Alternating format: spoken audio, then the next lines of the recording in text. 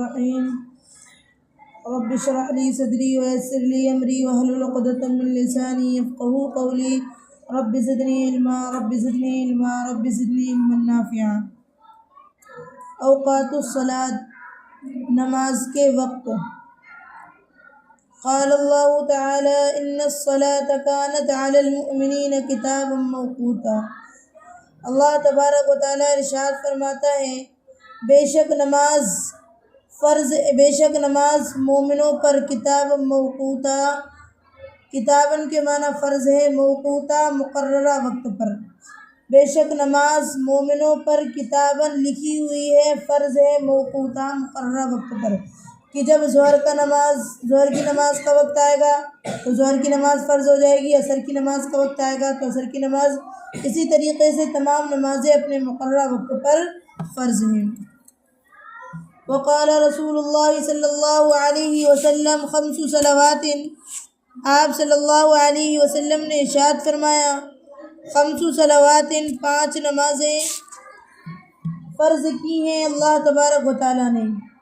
من احسن وضوءا، جس نے اچھی طریقے سے وضو کیا، من احسن وضوءہن، جس نے اپنے وضو کو اچھی طریقے سے کیا، وصلاہن، اور نماز پڑھی، لوقتہن، ان کے وقت پر، واتم رکوعہن، اور مکمل کیا رکوع کو، وخشوعہن، اور خشوع خضوع سے ادا کی، کان لہ علی اللہ، تو ہو جاتا ہے اس کے لیے علی اللہ، اللہ پر ایک عہد، ان یغفر لہ، کون سا عہد؟ کہ اس کو بخش دے گا، ان یغفر لہ، کہ اس کو بخش دے گا، ومن لم یفعل، اور جو ایسا نہیں کرتا، فلیس لہ علی اللہ، نہیں ہے اس کے لیے اللہ پر کوئی عہد، ان شاء، اگر چاہے تو غفر لہ، اس کو معاف کر دے، اور اگر چاہے تو اس کو عذاب دے دیں۔ یعنی اللہ کے نبی کی حدیث ہے کہ 5 نمازیں فرض کی ہیں اللہ تبارک و تعالیٰ نے، اور جو ان نمازوں کو کس طریقے سے پڑھتا ہے کہ پہلے اچھی طریقے سے وضو کرے، وضو اچھی طریقے سے کرنے کے اندر وضو کو مستحبات کے ساتھ کرنا، جو چیزیں مکروہ ہیں ان سے بچنا، اسی طریقے سے وضو کو کامل طریقے سے کرنا، اور اس کے بعد نماز کو ان کے وقت پر پڑھنا، یعنی قضا نہیں کرو، تاخیر کر کے نہیں پڑھنا، وقت مقررہ پر پڑھنا۔ اس کے بعد رکوع کو مکمل کرے۔ رکوع کو مکمل کرنے کا مطلب کیا ہے کہ بعض لوگ کیا کرتے ہیں، رکوع میں جلدی جاتے ہیں اور جلدی کھڑے ہو جاتے ہیں، سجدے میں جاتے ہیں ابھی پہنچ نہیں پائے کہ اس سے پہلے کھڑے ہو جاتے ہیں۔ تو مکمل کرنے کا مقصد یہ ہے کہ تمام ارکانوں کو، پھر چاہے وہ قیام ہو، قرات ہو، رکوع ہو، سجدہ ہو، تمام کو بہت دھیرے دھیرے ادا کرنا ہے۔ اور اس کی کیفیت یوں بتلا دی کہ اگر تم رکوع کر رہے ہو تو رکوع میں اتنی دیر تک جھکو جب تک کہ تمام اعضاء جو ہے رکوع میں نہ جھک جائیں، پھر جب کھڑے ہو تو اتنی دیر تک کھڑے رہنا ہے کہ تمام اعضاء سیدھے نہ ہو جائے، سجدے میں جاؤ تو تمام اعضاء سجدہ کر رہے ہوں، ایسا نہیں ہے کہ ابھی پیر بچھا نہیں پائے تھے کہ دوسرا پیر کھڑا کر لیا، کہ سجدہ صحیح سے ہوا نہیں کہ اٹھنے کی جلدی ہو گئی، تو اس طریقے سے اگر کیا تو یہ رکوع سجدہ مکمل کرنا نہیں سمجھا جائے گا۔ اور جب کوئی اس طریقے سے وہ نماز پڑھے گا جو اس کے اندر کہا گیا ہے کہ وضو مکمل کرے، خشوع خضوع سے نماز پڑھے، تو اللہ تبارک و تعالیٰ کے لیے اس پر ایک عہد ہے کہ اللہ رب العزت اس کی مغفرت کر دے گا، اور جس نے ایسا نہیں کیا تو اللہ پر اس کا کوئی عہد نہیں ہے، اگر چاہے گا تو معاف کرے گا، چاہے گا تو نہیں کرے گا۔ افترض اللہ علی المسلمین، فرض کیا اللہ رب العزت نے مسلمانوں پر 5 صلوات، 5 نمازیں، فی یوم و لیلۃ، ایک دن اور ایک رات میں، وہی صلاۃ الصبح، اور اس میں کیا ہے، نمبر 1 صبح کی نماز یعنی فجر کی نماز، وہی رکعتان، اور وہ 2 رکعت ہیں، ویبتدی وقتہا، اور شروع ہو جاتا ہے اس کا وقت، کس کا وقت؟ فجر کی نماز کا وقت شروع ہو جاتا ہے فجر صادق کے طلوع ہونے سے، فجر صادق کے طلوع ہونے سے فجر کا وقت شروع ہو جاتا ہے، ویبقا، اور وہ باقی رہتا ہے، الی قبیل طلوع الشمس، سورج کے طلوع ہونے سے قبیل تھوڑی دیر پہلے، اور باقی رہتا ہے سورج کے طلوع ہونے سے تھوڑی دیر پہلے تک۔ تمام نمازوں کے وقت پر توجہ دیتے رہنا ہے۔ فجر کی نماز کا وقت فجر صادق کے طلوع ہونے سے شروع ہوتا ہے اور سورج کے طلوع ہونے سے تھوڑی دیر پہلے ختم ہو جاتا ہے۔ صلاۃ الظہر، ظہر کی نماز، وہی 4 رکعات، اور وہ کتنی ہے؟ 4 رکعتیں ہیں۔ وَيَبْتَدِئُ وَقْتَهَا اور شروع ہو جاتا ہے اس کا وقت من زوال الشمس سورج کے ڈھلنے سے، من وسط السماء درمیانی آسمان سے، یعنی جب زوال کا وقت کسے کہتے ہیں؟ جب بیچ آسمان پہ سورج ہوتا ہے تو اس کو زوال کا وقت کہتے ہیں۔ اب ظہر کا وقت کب سے شروع ہوگا؟ زوال کے بعد سے، یعنی جب بیچ آسمان سے سورج ڈھلنے لگ جائے گا تو پھر جو ہے ظہر کا وقت شروع ہو جائے گا۔ وَيَبْتَدِئُ شروع ہو جاتا ہے اس کا وقت من زوال الشمس سورج کے ڈھلنے سے، من وسط السماء درمیانی آسمان سے، وَيَبْقَى اور باقی رہتا ہے، إِلَىٰ أَن يَصِيرَ کہ ہو جائے، ظِلَّ كُلِّ شَيْءٍ ہر چیز کا سایہ، مثلہ دگنا ڈبل ہو جائے، ہر چیز کا سایہ ڈبل، سوا الظِّلِّ سایہ اصلی کے علاوہ، الذی یوجد للشیء جو پایا جاتا ہے کسی چیز کا، عند الزوال زوال کے وقت۔ مطلب مصنف علی رحمہ کیا بیان کر رہے ہیں کہ ظہر کا وقت شروع ہوتا ہے زوال کے بعد سے، جب سورج ڈھلنے لگ جاتا ہے تب سے شروع ہوتا ہے، کب تک رہتا ہے؟ جب ہر چیز کا سایہ اصلی کے علاوہ 2 مثل ہو جائے۔ سایہ لکھا ہوا ہے کہ امام حنیفہ رحمۃ اللہ علیہ کے نزدیک ہر چیز کا سایہ اصلی کے علاوہ 2 گنا ہو جائے تو عصر کا وقت شروع ہو جاتا ہے، ظہر کا وقت ختم ہو جاتا ہے۔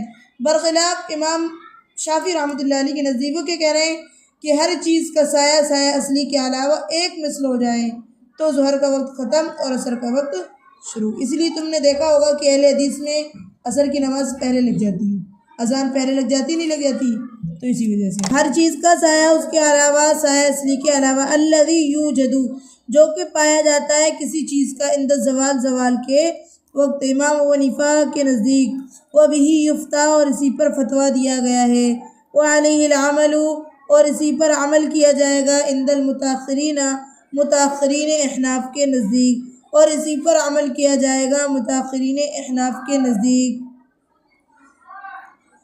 وَيَبْقَى وقت الظہر اور باقی ہے ظہر کا وقت، اور باقی رہتا ہے ظہر کا وقت۔ شروع تو کب ہوا تھا بتا دیا نا میں نے، امام حنیفہ کے نزدیک سایہ اصلی کے علاوہ 2 مثل ہونے پر، شافعی کے نزدیک سایہ اصلی کے علاوہ 1 مثل ہونے پر۔ اب باقی رہتا ہے ظہر کا وقت، ان یسیرہ کی ہو جائے، ظل کل شیء ہر چیز کا سایہ، مثلہ اسی کے مثل، عند الامامین دونوں اماموں کے نزدیک، یعنی یوسف اور محمد کے نزدیک۔ وقد رجح اور تحقیق کی ترجیح دی ہے امام طحاوی نے اسی کے مثل، یعنی اسی قول کو امام طحاوی نے ترجیح دی ہے۔ وَيَبْقَى وقت الظہر باقی ہو جائے گا ظہر کا وقت، جب کہ ہو جائے ہر چیز کا سایہ اسی کے مثل، دونوں امام یوسف اور محمد کے نزدیک، اور تحقیق امام طحاوی نے اسی کو ترجیح دی ہے۔ العصر وہی 4 رکعات عصر اور وہ 4 رکعت ہیں۔ عصر کی نماز تیسری نماز کا نام عصر ہے اور وہ 4 رکعت ہیں۔ ابتدی شروع ہو جاتا ہے اس کا وقت ظہر کے وقت کے پورا ہونے کے بعد سے، وَيَبْقَى اور باقی رہتا ہے سورج کے غروب ہونے تک۔ نمبر 4 مغرب کی نماز، وہی 3 رکعات اور وہ 3 رکعتیں ہیں۔ شروع ہو جاتا ہے اس کا وقت سورج کے غروب ہونے سے لے کر، اور باقی رہتا ہے شفق احمر کے غائب ہونے تک، اور اسی پر فتویٰ ہے۔ اب شفق کسے کہتے ہیں؟ تو شفق کی 2 قسمیں ہیں، شفق احمر اور شفق ابیض۔ شفق احمر کہتے ہیں جب سورج ڈوبنے کے قریب ہوتا ہے، سورج کے غروب ہو جانے کے بعد آسمان کے اوپر کناروں میں جو سرخی پھیلی ہوتی ہے اس کو شفق احمر کہتے ہیں، اور اس سرخی کے غائب ہونے کے بعد ایک سفیدی سی آسمان میں پھیلتی ہے، اس کو شفق ابیض کہتے ہیں۔ سمجھ میں آ گئی بات؟ اب دیکھو امام ابو حنیفہ رحمۃ اللہ علیہ کے نزدیک مغرب کا وقت کب ختم ہوگا؟ شفق ابیض کے ختم ہونے کے وقت، اور امام شافعی رحمۃ اللہ علیہ کے نزدیک شفق احمر کے ختم ہونے کے وقت۔ حنیفہ کے نزدیک شفق ابیض پر، اور امام شافعی کے نزدیک اور شروع ہو جاتا ہے اس کا وقت سورج کے غروب ہونے سے لے کر اور باقی رہتا ہے الی غیاب الشفق شفق احمر کے غائب ہونے تک، اور اسی پر فتویٰ ہے۔ صلاۃ العشاء عشاء کی نماز، وہی 4 رکعات اور وہ 4 رکعت ہے۔